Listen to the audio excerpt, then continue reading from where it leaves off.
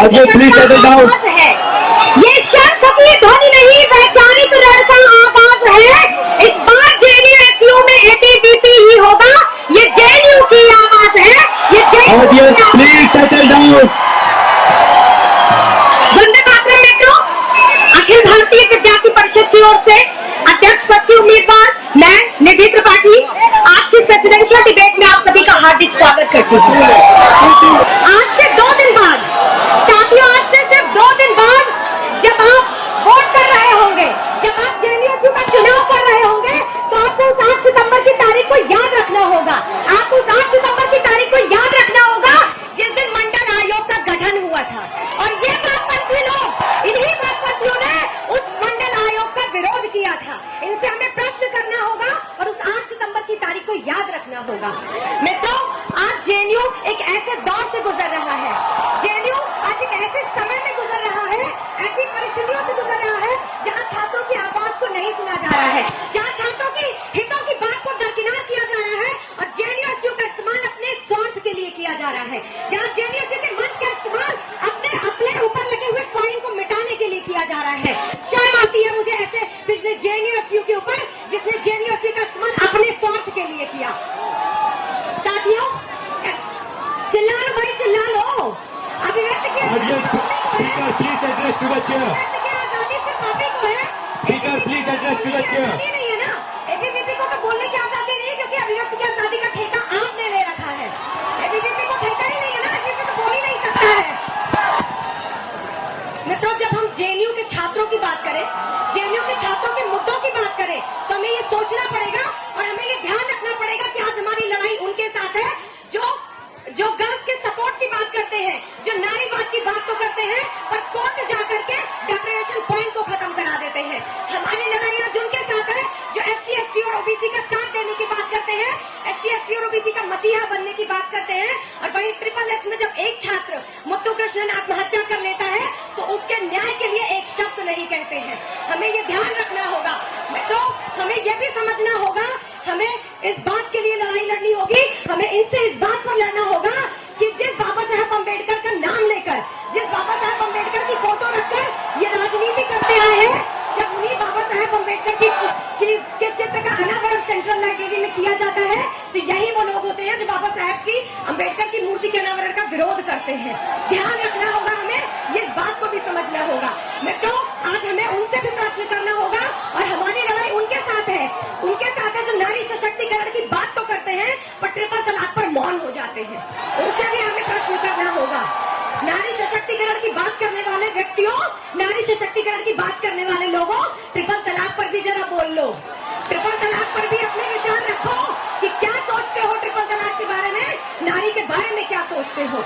यही है तुम्हारा नारी विषयक दृष्टिकोण। हमारी लड़ाई उनसे भी है जो जीएस कैश में बैठ करके जीएस कैश का सदस्य बनते हैं और अपने ही बलात्कारी साथियों को बचाने का प्रयास करते हैं। उनसे भी हमें प्रश्न करना होगा और उनसे भी हमें लड़ना होगा। मित्रों, आज अनेक मुद्दे हैं कैंपस में जिन्हें लेकर काम करने की आवश्यकता है। हमें सोचना है, हमें काम करना है, स्टूडेंट्स के लिए काम करना है। पाकिस्तान की बात करने के लिए तो अनेक लोग बैठे हुए हैं, पाकिस्तान की बात करने के लिए और गाजा और फिलिस्तीन की बात करने के लिए बहुत सारे लोग हैं, पर जेएनयू में एक छात्र की बाल्टी में पानी है या नहीं है, इसकी बात हमें करनी होगी। जेएनयू का छात्र विभिन्न समस्याओं से जूझ रहा है, उसके पास फैसिलिटीज नहीं है।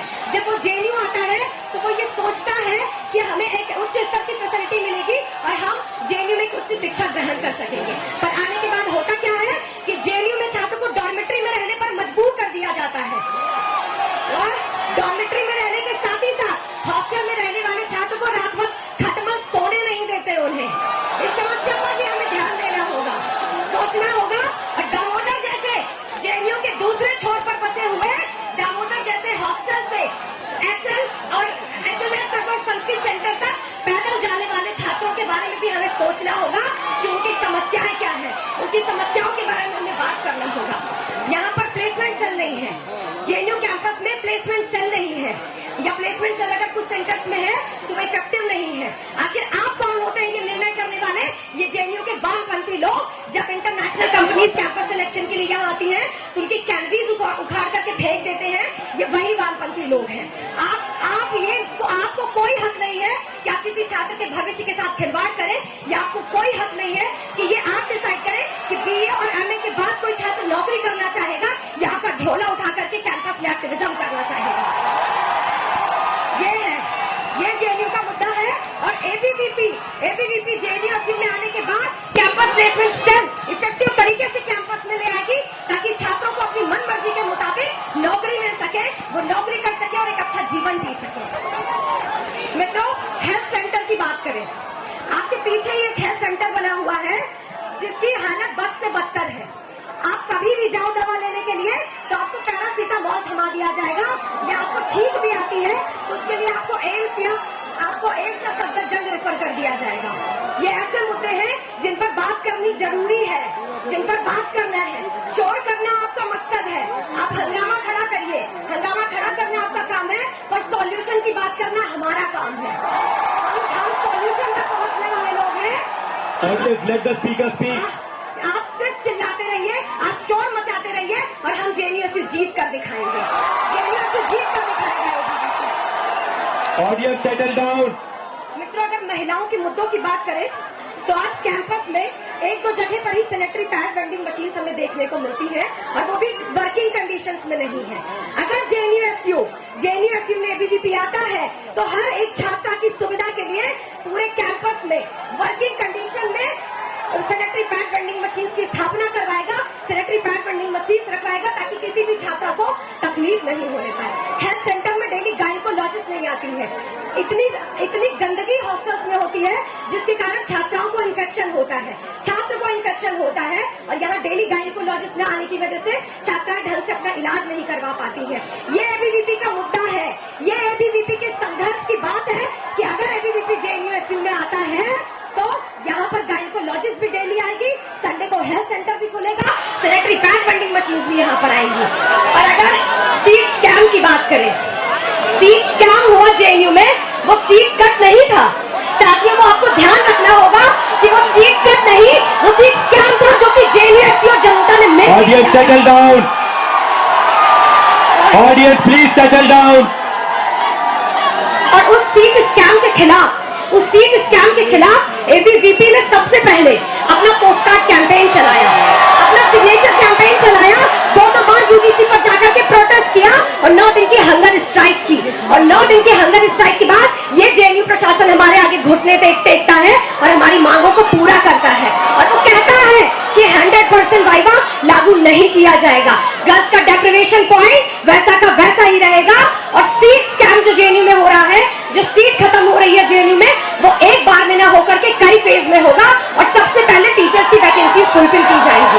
और ये बात थी, ये छात्रों का मुद्दा पूरा हुआ, ये हमारी 9 दिन की हंगर स्ट्राइक सफल हुई, हम सफलता की ओर बढ़े, हमने हंगर स्ट्राइक अपनी तोड़ी। और उसके बाद क्या होता है, उसके बाद ये वामपंथी संगठन उस पूरे मुद्दे को कोर्ट लेकर जाते हैं, अपनी ओछी मानसिकता का प्रतीक बताते हुए, उसे अपनी ओछी मानसिकता को दिखाते हुए उस पूरे मुद्दे को कोर्ट लेकर जाते हैं, और दलीलें पेश करते हुए वहां कहते हैं कि यूजीसी गजट नोटिफिकेशन में डेप्रिवेशन पॉइंट की चर्चा नहीं है, और अगर हम यूजीसी गजट नोटिफिकेशन को लागू करते हैं तो डेप्रिवेशन पॉइंट हमें खत्म करना पड़ेगा, इसलिए जेएनयू में डेप्रिवेशन पॉइंट की आवश्यकता नहीं है, और गर्ल्स का डेप्रिवेशन पॉइंट खत्म कर दिया जाता है। ये था जेएनयू, और ये था वामपंथ का चरित्र, जिन्होंने एक खुद को तो महिलावादी घोषित किया एक तरफ, और दूसरी तरफ कोर्ट में जाकर के डेप्रिवेशन पॉइंट खत्म करा दिया छात्रों का। 100% वाइवा पर जिस तरीके से 9 दिन की हंगर स्ट्राइक के बाद हमने सफलता पाई, 80 और 90 का टारगेट रखा गया। हमारा लक्ष्य था कि 90 नंबर का रिटर्न हो और 10 नंबर का वाइवा किया जाए, पर एडमिनिस्ट्रेशन ने हमें कॉम्प्रोमाइज करने को कहा, और वो बात 80 और 20 पर आकर के रुकी। जो वाइवा 20 नंबर का हो गया था, इन वामपंथियों ने उस मुद्दे को कोर्ट में घसीट करके वापस से उस पूरे के पूरे मुद्दे को, 100% वाइवा को वापस से इन्होंने 100% करा दिया। उस 20% वाइवा को जो था उसको वापस से 100% करा दिया गया। ये है इनका चरित्र, और ये है इनकी चाटुकारिता, ये इनका जेएनयू प्रशासन और जनता के साथ मिली भगत थी, जिसके कारण इन्होंने इस तरीके के छात्र विरोधी फरमानों को जेएनयू में लागू होने दिया। हमें सोचना होगा कि किस प्रकार के कार्य आज जेएनयू में किए जा रहे हैं। पूरे तरीके से नाकाम जेएनयू पिछले कुछ सालों का इतिहास अगर देख लिया जाए तो इन्होंने छात्र हितों के लिए क्या किया है उस पर हमें प्रश्न करना होगा। आज डे स्कॉलर्स मेट्रो तक आते हैं और मेट्रो के बाद उन्हें भटकना होता है, ऑटो लेकर के जेएनयू आना होता है। हम अगर जेएनयू में आते हैं तो मेट्रो फीडर बस लगवाएंगे यहाँ पर ताकि डे स्कॉलर्स को सुविधा हो सके। और कैंपस में हर एक छात्र को जहाँ 1-1 और 1.5 घंटे बस का इंतजार करना पड़ता है, उनका समय बर्बाद होता है, उनके समय की बचत के लिए हम कैंपस में ई रिक्शा लाएंगे ताकि छात्रों को आसानी हो सके, छात्रों का समय बच सके। ये है हमारा एजेंडा, ये है हमारा मुद्दा। हमारा मुद्दा ये है कि वापस से हम छात्राओं को उनका डेप्रिवेशन पॉइंट दिलाएंगे, वापस से 100% वाइवा को कम करा करके हम 90 और 10 के मार्जिन में लेकर के आएंगे। ये है हमारा मुद्दा, हम इस तरीके से काम करना चाहते हैं। मित्रों, गाजा और फलस्तीन की बात तो आप बहुत कर लेंगे, आप करते रहेंगे और शोर करना आपका मकसद है, आप करते रहिए, आपको कोई नहीं रोकेगा। एबीवीपी का लक्ष्य सिर्फ संघर्ष करना नहीं है, संघर्ष के उचित निर्णय तक पहुंचाना है। जैसे कि निर्भया के बलात्कार के केस में निर्भया की मां के साथ अंतिम समय तक जे बिल की लड़ाई अखिल भारतीय विद्यार्थी परिषद ने लड़ी थी। कोई और संगठन नहीं था, वो अखिल भारतीय विद्यार्थी परिषद ही था। और इसके साथ ही साथ यूपीएससी में भारतीय भाषाओं के समावेश के लिए एबीवीपी ने लड़ाई लड़ी और वापस से उस अचीवमेंट को हमने उससे प्राप्त भी किया। ये है एबीवीपी का संघर्ष। आपकी तरह एबीवीपी आप लोग सिर्फ संघर्ष करना जानते हो, मुद्दे खड़ा करना जानते हो और मुद्दा खड़ा करने के बाद सॉल्यूशन देना नहीं जानते हो, पर एबीवीपी मुद्दों पर अड़ता है, लड़ाई लड़ता है और उसे अंतिम निर्णय तक भी पहुंचाता है और एक रिजल्ट देता है स्टूडेंट्स को, जैसे यूजीसी गजट नोटिफिकेशन के लिए दिया था। आपसे रिक्वेस्ट है कि आप 8 तारीख को वोट करने के लिए आए। मैं निधि त्रिपाठी अध्यक्ष पद के लिए, दुर्गेश उपाध्यक्ष के लिए, पंकज केसरी। धन्यवाद।